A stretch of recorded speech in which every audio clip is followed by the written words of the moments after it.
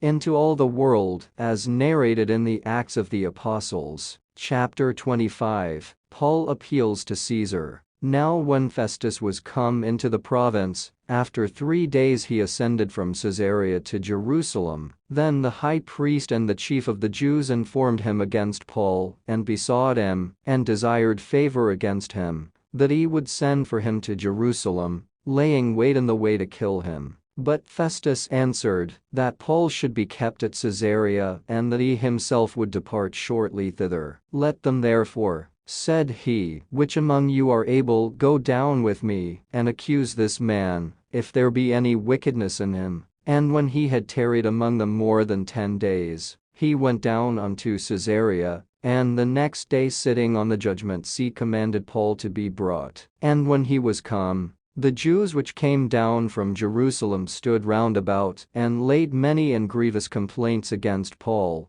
which they could not prove, while he answered for himself, neither against the law of the Jews, neither against the temple, nor yet against Caesar, have I offended anything at all. But Festus, willing to do the Jews a pleasure, answered Paul, and said, wilt thou go up to Jerusalem, and there be judged of these things before me? Then said Paul, I stand at Caesar's judgment seat, where I ought to be judged. To the Jews have I done no wrong, as thou very well knowest. For if I be an offender, or have committed anything worthy of death, I refuse not to die. But if there be none of these things whereof these accuse me, no man may deliver me unto them. I appeal unto Caesar. Then Festus, when he had conferred with the council, answered, hast thou appealed unto Caesar? Unto Caesar shalt thou go. And after certain days King Agrippa and Bernice came unto Caesarea to salute Festus. And when they had been there many days, Festus declared Paul's cause unto the king,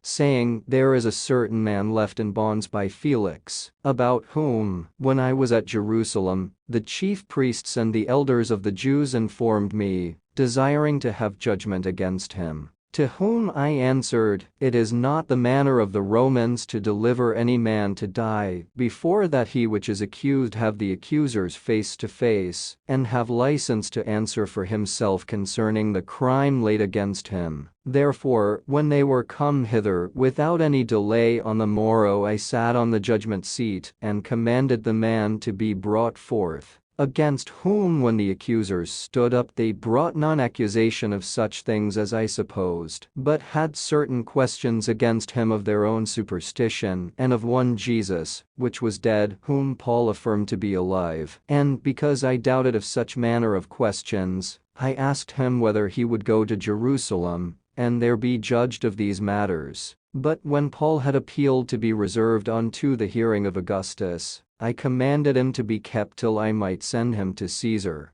Then Agrippa said unto Festus, I would also hear the man myself. Tomorrow, said he, thou shalt hear him. And on the morrow, when Agrippa was come, and Bernice, with great pomp, and was entered into the place of hearing, with the chief captains and principal men of the city, at Festus's commandment Paul was brought forth. And Festus said, King Agrippa, and all men which are here present with us, ye see this man, about whom all the multitude of the Jews have dealt with me, both at Jerusalem, and also here, crying that he ought not to live any longer. But when I found that he had committed nothing worthy of death, and that he himself hath appealed to Augustus, I have determined to send him, of whom I have no certain thing to write unto my Lord. Wherefore I have brought him forth before you, and specially before thee, O King Agrippa, that, after examination had, I might have somewhat to write. For it seemeth to me unreasonable to send a prisoner, and not withal to signify the crimes laid against him.